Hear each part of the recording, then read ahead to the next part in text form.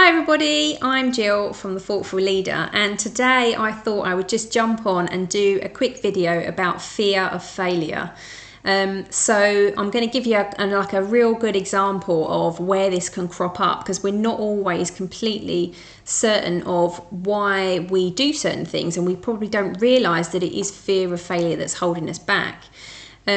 So of course fear affects everybody in different ways and at different times.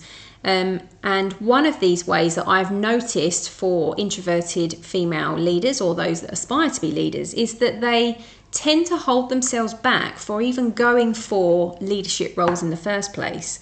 Now, what they might do is they might see this leadership role, read the job description, think to themselves, yeah, I could do that, I know I could do that.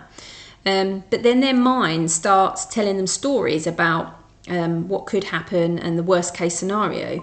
So it starts telling them, that they're going to have to manage more staff, and that it's going to be really stressful, and then it's going to take up more of their time. And they start to kind of think, oh, I don't really want that stress and that pressure. It starts to sort of tell them, that they're going to have to be more assertive, and they're going to have to have difficult conversations with people, and that again, that's going to be quite difficult, and do you really want that added stress, that added pressure? And then you might start seeing yourself in that role, but then your mind tells you a different story and sort of tells you, are you sure you're ready for promotion? You're in this job currently that you know inside out, you know what you're doing. Do you really want to rock the boat and go off and do something that perhaps you're not quite qualified for yet? Are you really ready for that promotion? And then what you start to do is start talking yourself out of even applying. So suddenly you've given yourself all these reasons to stay exactly where you are in your comfort zone, and not push yourself for going for this role that at the start you knew that you could do this role, and at that point you were feeling like you were being left out for promotion opportunities. You were tired of the role that you're in because you're not being valued. But now all of a sudden it seems like you've made a great reason to not go for this role, and thank God that you didn't, because you could have created a bit of career suicide by going for a role and failing in it. So you can see that this is just one way that your mind tries to keep you in your comfort zone, and that is where that fear holds you back.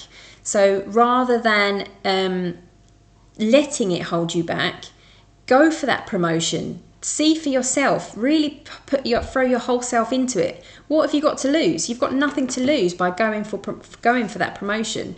And you may well get an interview and get that job. But if you decide to not even go for it, how will you ever know? You're no better off than you were when you started. So by not going for it, okay, you've stopped yourself from failing, but actually, have you? You've failed anyway, because you're exactly where you started in the first place. So try to not let fear of failure hold you back, but also to really recognise when fear is holding you back. So in that situation, you just need to try to take action towards where you want to get to, regardless of that fear. Fear is always going to try and keep you where you are in your comfort zone. It's always going to try and keep you safe, and stop you from growing and moving out of your comfort zone. So that's just one tip from me of where fear of failure could be holding you back. And if it is something that you're struggling with at the moment, then please do get in contact with me, and we can have a free 15-minute call where we can sort of talk through where you are and where you want to get to, and see if coaching is something that you would like to go for. But thank you very much for listening, and I'll speak to you soon.